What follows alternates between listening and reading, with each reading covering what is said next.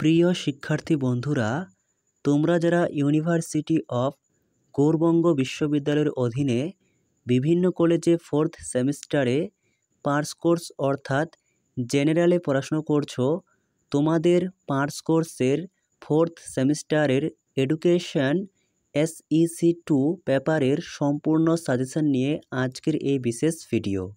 আজকের ভিডিওতে বলা প্রশ্নগুলি তুমি যদি এখন থেকে খুব ভালো করে রেডি করো, তাহলে পরীক্ষায় এখান থেকেই অধিকাংশ প্রশ্ন 100% নিশ্চিত পরীক্ষায় কমন পেয়ে যাবে।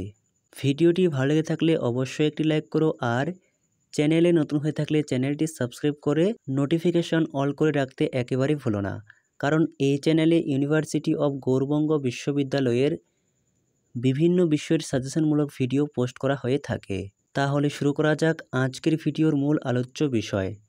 বন্ধুরা, তোমাদের পরীক্ষা মোট 32 নম্বরের হবে এবং তোমাদের সময় থাকবে 2 ঘন্টা। তোমাদের পরীক্ষায় মান 2-এর 6টি প্রশ্ন দেওয়া হয়, তার মধ্যে থেকে যে কোনো 4টি লিখতে হয়, এবং মান 4-এর 6টি প্রশ্ন দেওয়া হয়, সেই 6টি প্রশ্নের মধ্যে থেকে যে কোনো 4টি লিখতে হয়, আর সবশেষে মান 8-এর 2টি প্রশ্ন থাকে, এর মধ্যে থেকে যে কোনো একটি লিখতে হয়। তো আজকের ভিডিওতে আমি তোমাদের মান 4 এবং মান 8-এর সম্পূর্ণ সাজেশন দিতে চলেছি। মার্ক 4, 6টি প্রশ্নের মধ্যে থেকে যে কোনো 4টি প্রশ্নের উত্তর দাও। অর্থাৎ তোমাদের 4 মার্কের 6টি প্রশ্ন পরীক্ষা দেওয়া হবে, এই 6টি প্রশ্নের মধ্যে থেকে যে কোনো 4টি প্রশ্নের উত্তর করতে হবে। প্রতিটি প্রশ্নের মান 4টি করতে হবে, অর্থাৎ 4 × 4 16। 4 মার্কের জন্য প্রথমে তোমরা পড়বে 1, সমাজমিতিমূলক অভিজ্ঞার সাথে সম্পাদনী অভিজ্ঞার পার্থক্য কী। খুবই ইম্পর্ট্যান্ট। অর্থাৎ যে প্রশ্নগুলির পাশে তোমরা 3টি স্টার মার্ক দেখতে পারবে, সেই প্রশ্নগুলি তোমাদের পরীক্ষায় আসতে চলেছে। 2, পারদর্শিতার অভিজ্ঞার বৈশিষ্ট্যগুলি উল্লেখ করো। 3 নম্বর পড়বে পারদর্শিতার অভিজ্ঞার প্রয়োজনীয়তা বা গুরুত্ব সম্পর্কে আলোচনা করো। 4 নম্বর পারদর্শিতার অভিজ্ঞার উদ্দেশ্যগুলি ব্যাখ্যা করো। 5, রচনাধর্মী অভিজ্ঞার অসুবিধাগুলি লেখো, খুবই গুরুত্বপূর্ণ। 6, রচনাধর্মী অভিজ্ঞার সুবিধাগুলি লেখো। 7 নম্বর পড়বে রচনাধর্মী এবং নৈর্ব্যক্তিক অভিজ্ঞার মধ্যে পার্থক্য লেখো। 8, টিকা লেখো, TAT।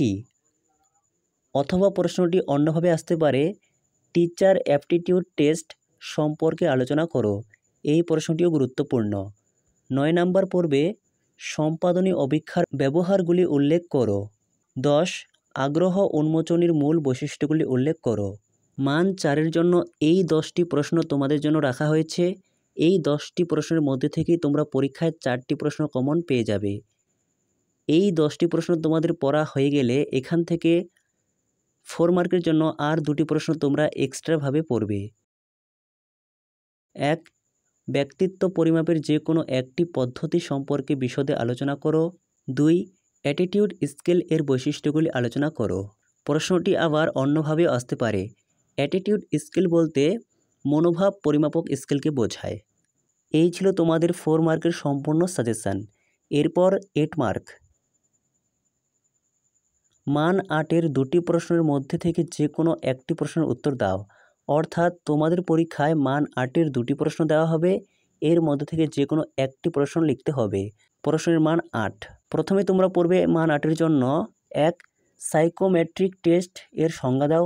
অর্থাৎ সাইকোমেট্রিক টেস্ট কাকে বলে বা বলতে কী বোঝো, এর ব্যবহারগুলি উল্লেখ করো। অথবা প্রশ্নটি অন্যভাবে আসতে পারে, সমাজমিতি বলতে কী বোঝো, সমাজমিতির সুবিধাগুলি আলোচনা করো। অথবা সাইকোমেট্রিক বা সমাজমিতির বৈশিষ্ট্যগুলি লেখো। খুবই গুরুত্বপূর্ণ, ভালো করে পড়বে। 2, বুদ্ধির অভিজ্ঞার সংজ্ঞা দাও। যে কোনো একটি বাচনিক বুদ্ধির ব্যাখ্যা দাও। 3 নম্বর পড়বে রচনাধর্মী অভিজ্ঞা কাকে বলে, রচনাধর্মী অভিজ্ঞার বৈশিষ্ট্যগুলি আলোচনা করো। 4, সাইকোমেট্রিক টেস্ট এর বৈশিষ্ট্যগুলি সম্পর্কে লেখো। 5 নম্বর পড়বে সু অভিজ্ঞা বলতে কী বোঝো, সু অভিজ্ঞার বৈশিষ্ট্যগুলি সম্পর্কে আলোচনা করো। 6, আদর্শায়িত অভিক্ষা এবং শিক্ষক নির্মিত অভিক্ষার মধ্যে পার্থক্য লেখো, অথবা আদর্শায়িত এবং অ-আদর্শায়িত অভিক্ষার মধ্যে পার্থক্য লেখো। এই 6টি প্রশ্নের মধ্যে থেকে প্রথম 4টি প্রশ্ন তোমরা খুব ভালো করে পড়বে।